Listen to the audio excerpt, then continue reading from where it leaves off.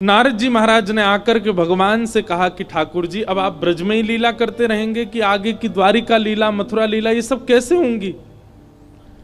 ठाकुर जी बोले, सांची पूछो नारद, तो मैं भूल चुका हूं कि मैं परमात्मा हूं, मैं भूल चुका हूं कि त्रिलोकी स्वामी हूं। आप सब देवता मंत्रणा करके कुछ ऐसा व्यवस्था करो ना कि कोई और संभाल ले वैकुंठ को, कोई और कर ले आगे की लीला। मैं इन ब्रजवासियों के बगैर रह नहीं पाऊंगा, और मैं तो फिर भी चला जाऊंगा क्योंकि मैं परमात्मा हूं, मेरे अंदर मोह नहीं है। पर ये ब्रजवासी, इनको तुमने झूठे को जाकर अगर बोल दिया ना कि श्री कृष्ण जा रहे हैं, इनके प्राण निकल जाएंगे।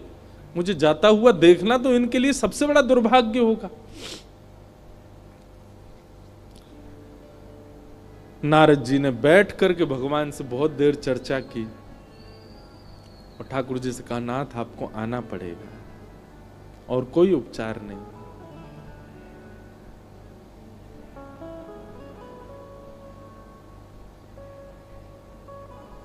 अक्रूर जी महाराज वृंदावन आए और वृंदावन आकर के नंद बाबा यशोदा मैया से कही, कंस ने एक धनुर्यज्ञ किया है और उस धनुर्यज्ञ में आपके दोनों पुत्रों को आमंत्रित किया है।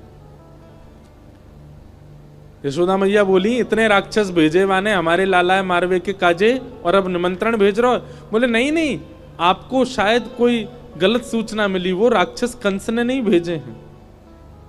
कंस तो इन दोनों को सम्मानित करना चाहते हैं। हमने सुना कुछ दिन पहले बहुत जोर की बारिश हुई तो इन्होंने गिरिराज्य उठा लिए थे, सब आप सबकी रक्षा की।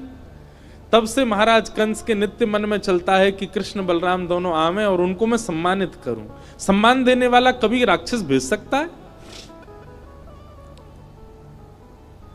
सबके मन में तो विश्वास हो ही नहीं रहा था कंस की बातों पर ठाकुर जी ने मन बनाया कि अगर मैं नहीं बोला तो ये सब तो भेजेंगे ही नहीं।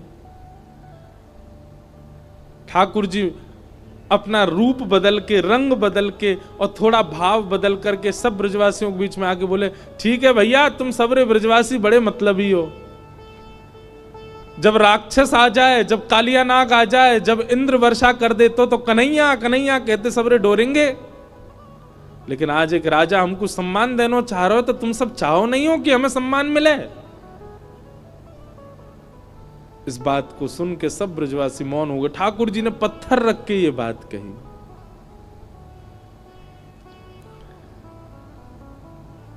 अक्रूर जी महाराज ले जाने के लिए आए हैं श्री ठाकुर जी को।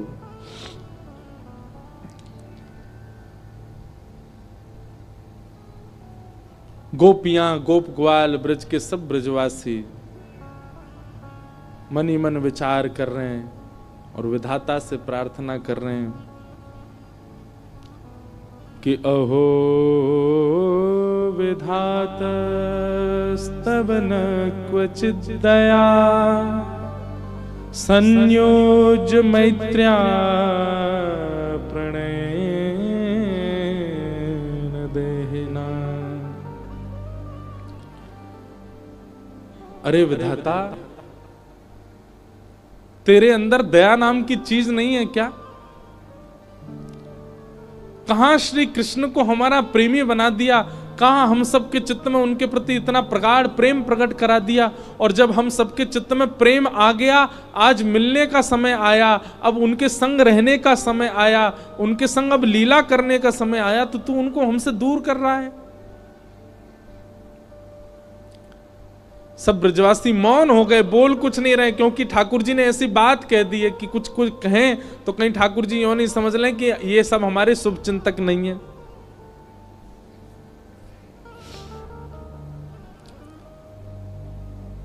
सब ब्रजवासी आज अपने घर नहीं गए, नंद भवन के द्वार पर बैठे हैं और पूरी रात सब सूर्य नारायण से प्रार्थना कर रहे हैं, हे सूर्य नारायण, आप कल उदित मत होना, क्योंकि आपके उदित होते ही लाला हमें छोड़ के चलो जाएगो।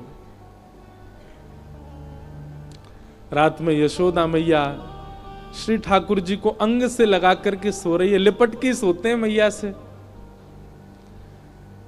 मैया को तो थोड़ी घबराहट हो रही है कि मेरो लाला 2 दिन के काजे मथुरा जा रहा है, पर ठाकुर जी के हृदय में तो इतनी वेदना है, इतनी वेदना है। बार बार मैया के वक्ष में अपना मुख रख देते हैं और बार बार मैया के तन की सुगंधी को ठाकुर जी भीतर लेते हैं, रोने लग जाते हैं, नेत्रों से अत्यंत आंसू गिरते हैं कि अब ये सुगंधी मुझे कभी नहीं आएगी। अब मुझको नींद कैसे आवेगी मैया से लिपटे बगैर?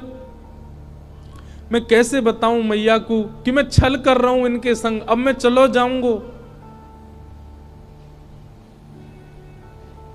मैया के एक एक अंग का स्पर्श ठाकुर जी अपनी स्मृति में ले रहे हैं। मैया के हाथ कैसे हैं, मैया को वक्ष कैसो, मैया को मुख कैसो, मैया को पेट कैसो, मैया के चरण कैसे, ताकि जब जब याद आवेगी मथुरा जावे के बाद तब तब अपने हाथन को स्पर्श करके स्मरण कर ले करूंगा।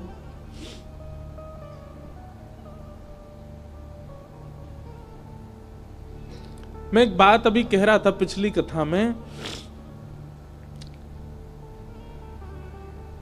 गोपियों का विरह सबने सुना,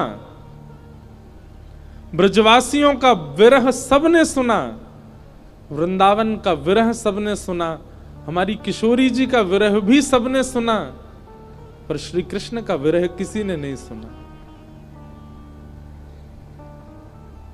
गोपियां वेदना में हैं, ब्रजवासी वेदना में हैं, वृंदावन वेदना में हैं, सब सखियां वेदना में हैं, श्री जी भी वेदना में हैं, पर किसी ने यह विचार क्यों नहीं किया कि कृष्ण भी तो वेदना में है? और मैं व्यास मंच पर बैठ करके कह दूं, संत जनों के सानिध्य में मेरे मुख से निकल रही है ये बात, ब्रजवासी, ब्रज गोपिकाएं, वृंदावन आदि आदि जितने भी विरह हैं, इन सब का विरह एक पडले में रख दो और श्री कृष्ण का ब्रज के प्रति विरह एक पडला में रख दो। कृष्ण का विरह भारी है, पर क्योंकि वे पुरुष हैं इसलिए उनका विरह छुपा हुआ है।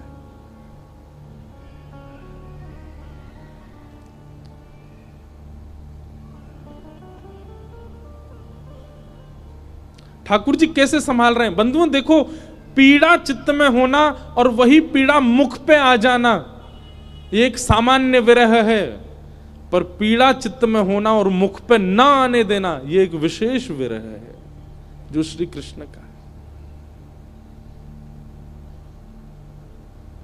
द्वारिका लीला में श्री ठाकुर जी नित्य एक ही करवट से सोते हैं। एक दिन रुक्मणी जी ने कहा कि नाथ आप करवट क्यों नहीं लेते, मैंने बहुत दिनों से देखा है आप एक ही करवट से सोते हो, आप रात में जिस तरफ मुख करके सोते सुबह भी वहीं पाते हो, कोई पीड़ा है? आप कभी सीधे नहीं होते, कभी उस तरफ मुख नहीं करते, क्यों? ठाकुर जी कहते हैं, रुक्मणी उस तरफ वृंदावन है, द्वारिका से 1500 किलोमीटर दूर है वृंदावन आज की डेट में, और जिस द्वारिका में ठाकुर जी रहते थे वो तो समुद्र में थी, और 2000 किलोमीटर मान लो। ठाकुर जी उस दिशा में चलते नहीं है, उस दिशा की ओर खड़े नहीं होते ज्यादा देर तक जिस दिशा में वृंदावन है। कितना विरह, कितनी याद आती है ठाकुर जी को वृंदावन की। द्वारिका में उन सब दिशाओं में पर्दे पड़े हैं जिन दिशा में वृंदावन है। ठाकुर जी नहीं जाते, सह लेते हैं। आज सुबह सुबह ठाकुर जी यशोदा मैया ते ही पहले उठ गए और उठ के स्वयं ही स्नान कर लिया। क्यों? क्योंकि अब मैया के ज्यादा स्नेह को मैं आस्वादन करूंगा तो मैं जा नहीं पाऊंगा। मैया उठी, आज आश्चर्यचकित है गई, बोले लाला तू नहा लियो? ठाकुर जी बोले हाँ मैया। तेने अपने आप श्रृंगार कियो? अपनो श्रृंगार नहीं किया ठाकुर जी ने, केवल एक तिलक धारण किया है, एक माला पहनी है बस, और आज ज्यादा विशिष्ट श्रृंगार में नहीं है। बोले मैया मैं जल्दी जल्दी मथुरा जाऊंगा तो फिर जल्दी जल्दी आऊंगा ना, या हमारे मोह लगी, तू तो सो रही है तो सोंदा हूं, मैं जल्दी नहा लियो मैया।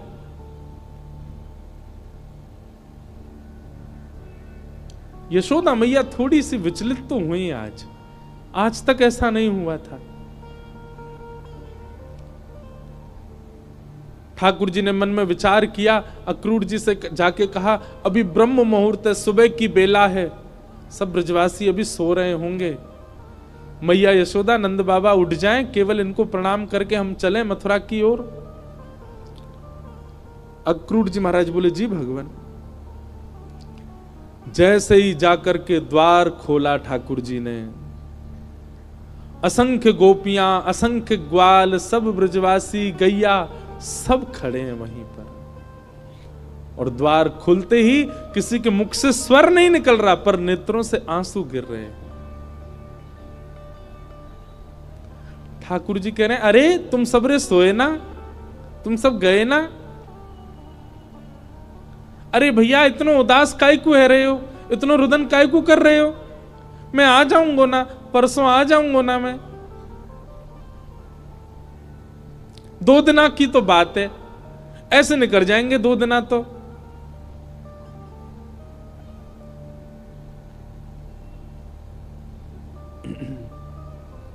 देखे बिन कान्हा जब मन नाही माना, इन आंखों से आज हमने ब्रह्म पहचाना।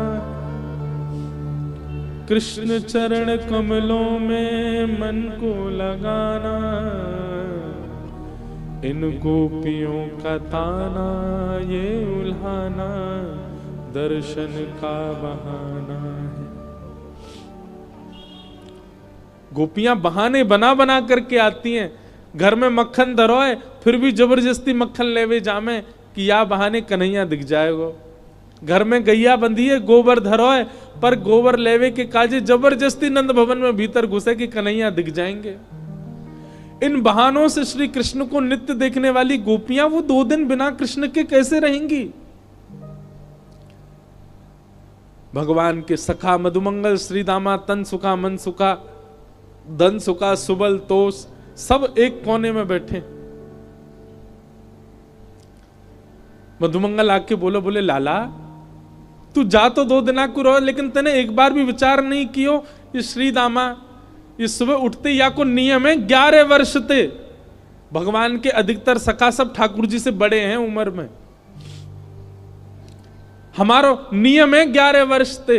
हम रोज सवेरे उठ करके आंख बंद करके पहले नंद भवन आमे, सबसे पहले 13 मुखमंडल देखें, वाके बाद जलपान करें लाला। तो देखे बगैर हमारे जल हलकते नीचे ना उतरे। और तू 2 दिना के काजे हमें छोड़ के जा रहा हो, हम कैसे जीवित रहेंगे? ठाकुर जी स्तब्ध हो रहे हैं, मौन हो रहे हैं। कहां समझाएं, अब शब्द नहीं है ठाकुर जी के पास। भगवान किशोरी जी के पास गए, चरणों में प्रणाम किया। राधे राधे, ये स्तुति ठाकुर जी ने ही गाई है, आज भी बरसाने में गाते हैं सब। ठाकुर जी गा रहे हैं राधे राधे करुणामयी कृष्ण प्यारी, मेरी सुधली जो श्री वृषभानु दुलारी, मेरी सुधली जो श्री वृषभानु दुलारी। हे श्यामा जी, आप तो सब जाने, इस विश्व के कल्याण के लिए, उद्धार के लिए मेरो ब्रज से जानो कितनो जरूरी है। आप तो सब जाने श्यामा जी, मुझको आज्ञा दो। हे मनोहारिणी रासेश्वरी रस रूपा, हे रासेश्वरी रस रूपा, ब्रज विलासिनी ब्रज भामिनी ब्रज की भूपा, ओ ब्रज विलासिनी ब्रज बासन ब्रज की भूपा। ललितादिक सहचरी सर्वज्ञ स्वरूपा, ललितादिक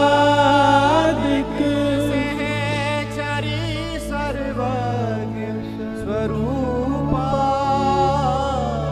मेरी सुधली जो श्री वृषभानु दुलारी, ओ मेरी सुधली जो श्री वृषभानु दुलारी। हे श्यामाजू, बस आगे की यात्रा में आप मुंह पे दृष्टि रखी हो।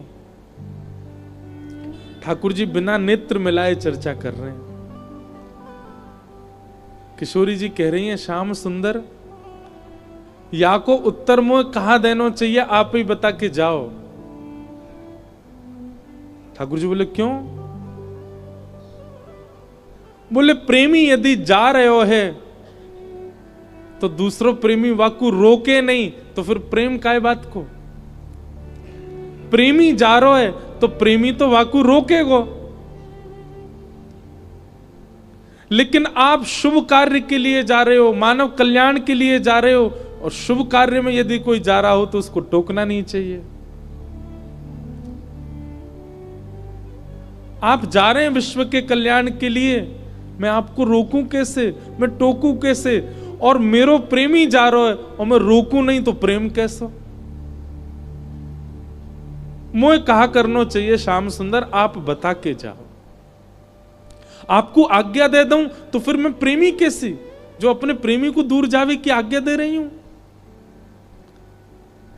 मैं टोक दूं, रोक दूं तो शुभ कार्य में टोक लग जाएगी। और मैं कछु ना कहूं तो प्रेमी जा रहा, और मैं कछु ना कहूं तो फिर प्रेम कैसा?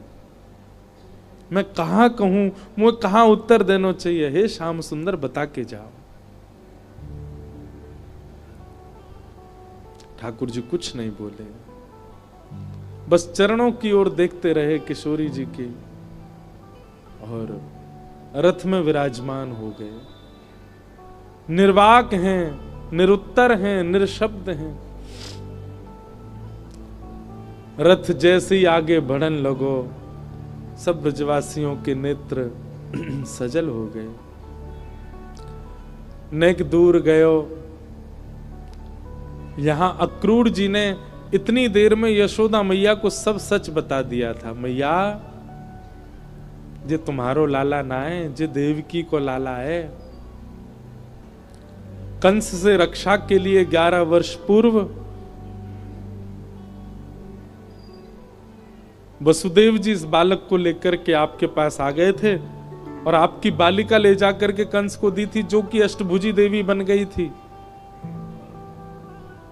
अब जे लाला अपनी जन्मदात्री मैया के पास जा रहा हो, मैया है सके कि अब लौट के नहीं आवे। आप कृपा करो। अक्रूर जी को नहीं बताना चाहिए था यशोदा मैया को, पर उन्होंने बता दिया। मैया को तो रक्त ठंडो पड़ गयो, पैर के नीचे से जमीन खिसक गई।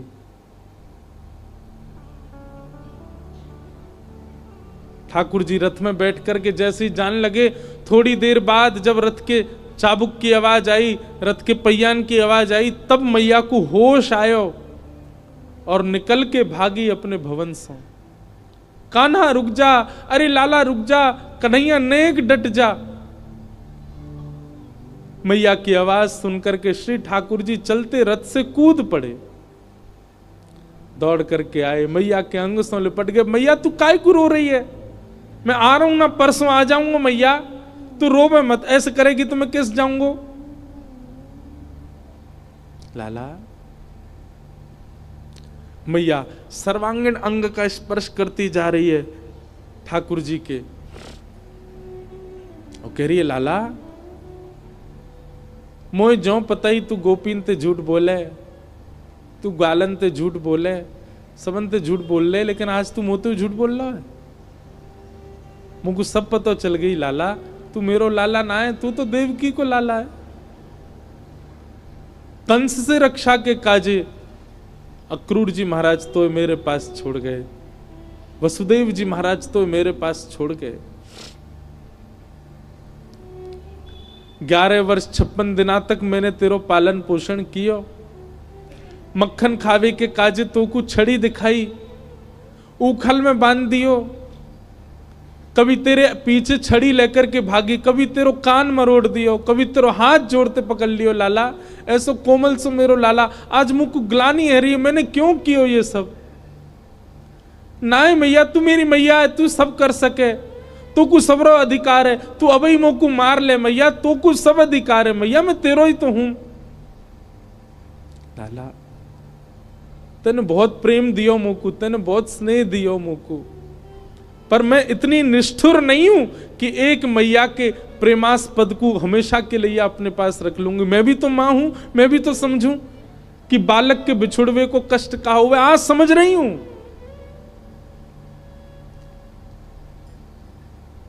मैंने तो फिर भी तेरो संपूर्ण बालपन देखो, पर जाने तो जन्म दियो वा देवकी मैया ने तो पूरा जीवन कारागृह में निकाल दियो।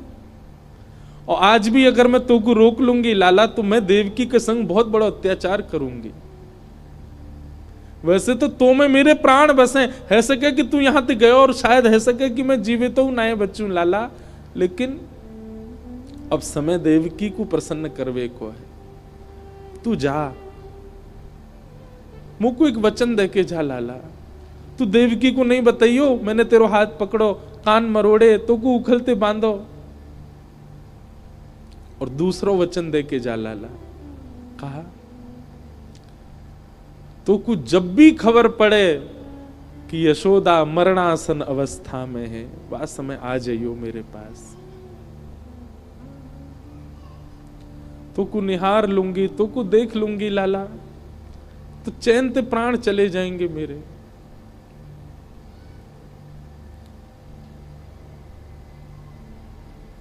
ठाकुर जी लिपट गए यशोदा मैया से, सब खड़े रो रहे हैं, अक्रूर जी तक रुदन कर रहे हैं जो ठाकुर जी को लेने आए। ठाकुर जी बोले मैया तू ब्रजवासी ने मत बताइयो ये बात, ये सब प्राण त्याग देंगे अपने, इन्हें तू यहीं रहने दियो कि मैं परसों आ जाऊंगा। और मैया तू अपना ध्यान रखियो, मैं आ जाऊंगा जल्दी। चरणों में प्रणाम करके जैसे श्री कृष्ण मुड़े हैं रथ की ओर, यशोदा जी मूर्छित हो गए। ठाकुर जी ने गोद में भर लिया, सब ब्रजवासियों से कहा मैया को संभालो। सब ब्रजवासी संभालने लगे। बार बार ठाकुर जी मन में विचार करें मैं नहीं जाऊं, पर ब्रह्मांड दिखाई देवे, त्रिलोकी दिखाई देवे, द्वारिका दिखाई देवे, जीव उद्धार दिखाई देवे, हम मानवन को कल्याण दिखाई देवे, गीता को उपदेश दिखाई देवे, महाभारत को युद्ध दिखाई देवे, अर्जुन पे कृपा दिखाई देवे। इन सब के आगे ब्रज का प्रेम तोलने का विषय नहीं है, पर अगर ये प्रेम को त्याग नहीं कियो तो वो सब नहीं है पाएगा। कलयुग में सब लोग प्रेम जानने वाले समझने वाले नहीं हैं, सब स्वार्थ से मेरी भक्ति करेंगे। ऐसे स्वार्थियों के लिए भी मुझे कुछ ज्ञान तो देना पड़ेगा।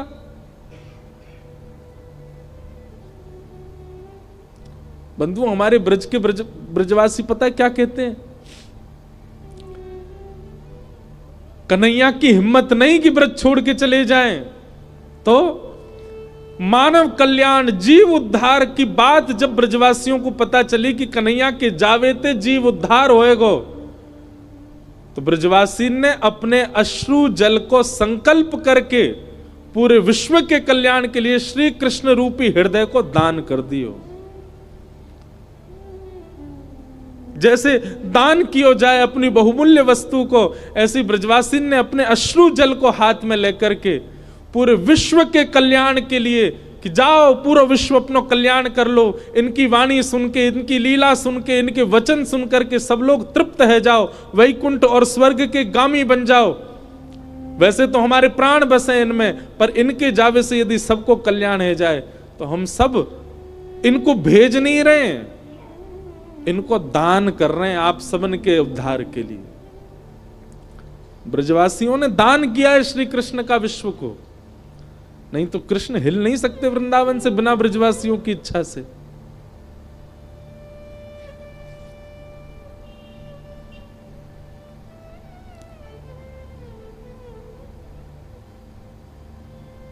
सब देख रहे हैं रथ की ओर।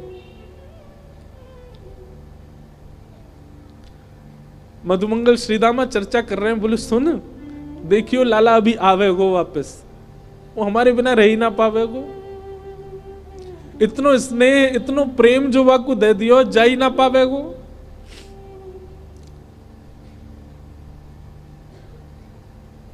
मधुमंगल बोलो श्रीदामा पर ये जा रो है, ये आना रो लौट के। आज हमें लाला पे संशय ना है रो, हमें अपने प्रेम पे संशय है रो कि क्यों ना आ रो जी लौट के। रथ दिखता रहा खड़े रहे, ध्वजा दिखती रही खड़े रहे, और जैसे ही रथ दिखना बंद हुआ, ध्वजा दिखनी बंद हुई, नहीं आए ठाकुर जी लौट के। असंख्य ब्रजवासी वहीं मूर्छित हो गए ठाकुर जी को बिना देखे। नंद बाबा बोले अरे मधुमंगल श्रीदामा, ए भैया ये कहा कर रहे हो, देख परसों आ जाएगा लाला, ये देख सब मूर्छित है गए, जल्दी जा संभालो। सब ब्रजवासी इनको लगायो, कोई जल लेके आ रहा हो, कोई जल पान करा रहा है, गोपी इनको ले ले करके घर की ओर भाग रहे हैं। ऐसी विरह वेदना सबके चित्त में है रही है। अरे केवल मानवों की बात नहीं है, गौशाला में बंदी 9 लाख से अधिक गैया, वो उनके बछड़ा भी दूध नहीं पी रहे हैं आज, उनकी बछिया भी आज दूध नहीं पी रही है। सब केवल अपने कान उठा के श्री कृष्ण को खोज रहे हैं। बंधुओं एक बात कहूं आपसे, लिख लीजिएगा, बद्रीनाथ आपको मुक्ति दे सकता है, जगन्नाथ आपको महाप्रसाद देंगे, द्वारिका आपको सुख देगा, रामेश्वरम आपको पुण्य देगा, वृंदावन केवल विरह दे सकता है। केवल विरह है वृंदावन के पास, केवल प्रेम है वृंदावन के पास। पुण्य की कामना से वृंदावन मत जाओ, वैकुंठ की प्राप्ति की कामना से वृंदावन मत जाओ। वृंदावन केवल विरह समेटे हुए है अपने अंदर।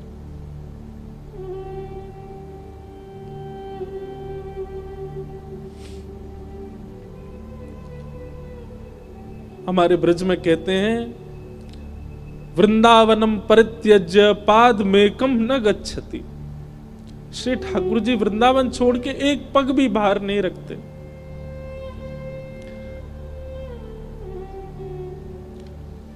तन गया है ठाकुर जी का द्वारिका मथुरा, आत्मा तो आज भी वृंदावन में ही है, प्राण तो अब भी वृंदावन में ही है श्री ठाकुर जी के। वो कभी नहीं जा सकते वृंदावन छोड़ करके। क्यों ब्रजवासियों के प्राण नहीं निकल गए कृष्ण विरह में?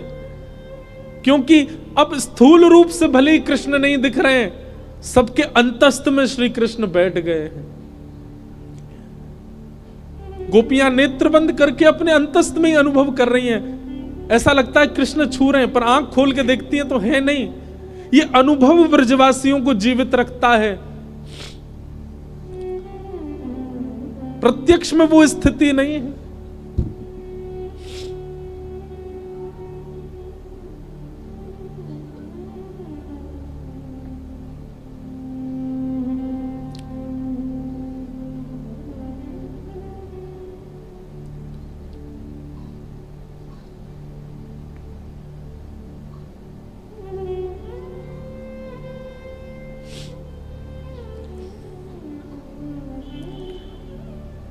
ठाकुर जी मथुरा पहुंचे। मथुरा आकर के श्री ठाकुर जी ने कुबला पीड़ हाथी का वध किया। अब ठाकुर जी की लीला में आपको ऐश्वर्य ज्यादा दिखेगा, क्योंकि प्रेमी श्री कृष्ण तो वृंदावन ही रह गए। ऐसा भी कहूं कि ठाकुर जी का स्वभाव वृंदावन में रह गया, अब प्रभाव आगे आ रहा है। वो चंचलता, वो मधुरता, वो प्रियता, अब सब ठाकुर जी ने उसको गौड़ कर लिया। अब ठाकुर जी परब्रह्म की भांति लीला कर रहे हैं, मानो अपने परब्रह्मत्व पर ही ठाकुर जी को क्रोध आ रहा है कि मैं क्यों हूं जिसके कारण मुझे ब्रज छोड़ना पड़ा। कुबल्या पीड़ हाथी का वध कर दिया, जितने मल्ल थे कंस के कंस के रणभूमि में सबको मार दिया ठाकुर जी ने। और 50 सिड्डी ऊपर बैठे हुए कंस को देखा, एक छलांग मार करके ठाकुर जी उसके पास पहुंच गए, दोनों भुजाओं में कंस को उठा करके पृथ्वी पर पटक दिया, गिरते ही कंस के प्राण निकल गए। भगवान तुरंत कारागृह की ओर दौड़े। बंधु एक बात कहूं, ठाकुर जी का एक खेल है, विरह और संयोग, संयोग और वियोग। जिस किसी को भी संयोग का अनुभव हो रहा है, तैयार रहना, वियोग आएगा जीवन में, क्योंकि ये खेल है श्री कृष्ण का। वो ऐसे ही करते हैं, जिसको संयोग देते हैं उसको वियोग देते ही हैं। और जो कोई भी रुदन कर रहा है, जिसके भी चित्त में वियोग, जिसके भी जीवन में वियोग है, परेशान मत होना, एक दिन संयोग होगा। 11 वर्ष 56 दिन पहले छोटी से एक दिना के ठाकुर जी मैया को छोड़ के चले गए, उनको वियोग दे दिया। कहां तो इतना बड़ा संयोग दिया कि उनके गर्भ से प्रकट हुए, और गर्भ से प्रकट होते इतना बड़ा वियोग दे दिया कि मैया रोती विलखती छोड़ गए। 11 वर्ष 56 दिन तक मैं किसका पक्ष लूं, यशोदा जी का या देवकी का? देवकी मैया रोज कारागृह में खिड़की पे खड़ी हो जाती है, ऊपर साधन नहीं है तो जबरदस्ती घड़े पे घड़ा रख के या कोई ऐसी व्यवस्था करके खिड़की के ऊपर खड़ी हो जाती है, और वहां से वृंदावन से आने वाले लोगों को बुलाती है। बोले सुनो, कहां ते आ रहे हो? बोले हम तो वृंदावन ते आ रहे हैं। अच्छा, तुमने वृंदावन में कुछ देखो? अरे बड़ी सुंदर लता गुल्म, यमुना जी, ऐसी रेणु, ऐसी गैया, ऐसे गोप ग्वाल। देवकी मैया बोले सबसे सुंदर कहा है वृंदावन में? मैया सबसे सुंदर तो यशोदा को लाला है। अरे मैया कैसो चले, कैसी बात बनावे, कैसे नैन मटकावे, वाक्य अंदर तो ऐसी सुगंधी आवे। अरे हम तो सांची पूछो, हम तो भैया देखवे जामे। द्वार वहीं खिड़की पे खड़ी खड़ी देवकी रुदन करती है, मैं कब देखूंगी अपने लाला को? काश इन्होंने यशोदा की लाला की जगह एक बार कह दिया हो तो देवकी को लाला। उनका विरह कम नहीं है। 11 वर्ष 56 दिन कहां ब्रजमंडल में इतना आनंद, इतना सुख, इतने उत्साह। कई लोग मुझे बोलते हैं ठाकुर जी क्यों, कितना बुरा किया ठाकुर जी ने ब्रजवासियों के साथ। ठाकुर जी को देवकी का विरह दिखाई दे रहा है। जहां लाखों नर नारी आनंद कर रहे थे, वहीं एक कारागृह में बैठकर के सिसक सिसक के रो रही है देवकी। पता चला जब देवकी को कि मेरे लाला ने गिरिराज जी उठाए हैं, 7 दिन तक अन्न जल नहीं पाया, केवल जल पी करके व्रत कर रही है कि मेरे लाला स्वस्थ रहे, मेरे लाला को कोई पीड़ा नहीं हो। जैसी पता चलती कोई राक्षस वृंदावन चलो गयो है, देवी की मैया उसी समय तप में बैठ जाती। हे विधाता, आप जैसे कहेंगे वैसे जीवन जीऊंगी, पूरी युवावस्था मैंने जेल में निकाल दी, बस मेरे लाला को स्वस्थ रखी हूं, प्रसन्न रखी। आज 11 वर्ष 56 दिन बाद उस कारागृह में चंदन की सुगंधी आ रही है। उस कारागृह की ओर एक प्रकाश आ रहा है। जैसे देवकी मैया ने कारागृह के द्वार से झांक करके देखा, श्याम वर्ण है, मधुर कटाक्ष नेत्र हैं, अद्भुत अधरामृत है, घुंघराले केश हैं, सुंदर पटका डाले हैं श्री ठाकुर जी, त्रिभंग लली श्याम सुंदर टेढ़ी सी चाल चलते भय आ रहे हैं मैया की ओर। जैसे ही मैया ने देखा, देखते ही मैया तो न्योछावर हो गई लाला पे। मेरो कन्हैया आ गयो, मेरो लाला आ गयो। जेल के भीतर ही नृत्य करने लगी। ठाकुर जी दौड़े मैया के पास, ताला खोल के भीतर प्रवेश किया। मैया ने अपने अंक में भर लिया। 2 बार मूर्छित हो गई देवकी, ठाकुर जी को अंक में भर के। ठाकुर जी ने बहुत स्नेह किया। मैया ने लाला को हाथ पकड़ लियो और पकड़ करके बोली, लाला अब तू नहीं जाएगो मुझे छोड़ के, कहीं नहीं जाएगो, कभी नहीं जाएगो, वचन दे मुझको, नहीं तो प्राण त्याग दूंगी। ठाकुर जी के चित्त में यशोदा का भी स्मरण होता है। देवकी मैया, मैया मैं तो वचन दे रहा हूं, अब नहीं जाऊंगा, अब तेरे पास आ गया, तेरे पास ही रहूंगा मैं। श्री कृष्ण का विरह कौन सुनाता है? श्री कृष्ण का विरह कौन गाता है? उनकी वेदना कौन समझ पाता है?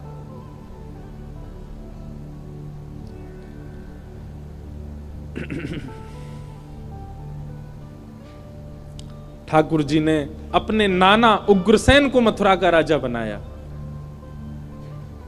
और माता पिता से आज्ञा मान करके बोले, पिताजी अब मैं अध्ययन की इच्छा है मेरे चित्त में, आपकी आज्ञा हो तो मैं पढ़ने जाऊं। वसुदेव देवकी की आज्ञा से श्री ठाकुर जी सांदीपनी गुरुकुल अवंतिका उज्जैन पढ़ने के लिए गए और वहां सांदीपनी उपाध्याय के यहां श्री ठाकुर जी ने संपूर्ण शिक्षा ग्रहण की। वहीं ठाकुर जी को सुदामा नाम के मित्र मिले। लौट करके भगवान आए, उद्धव जी महाराज को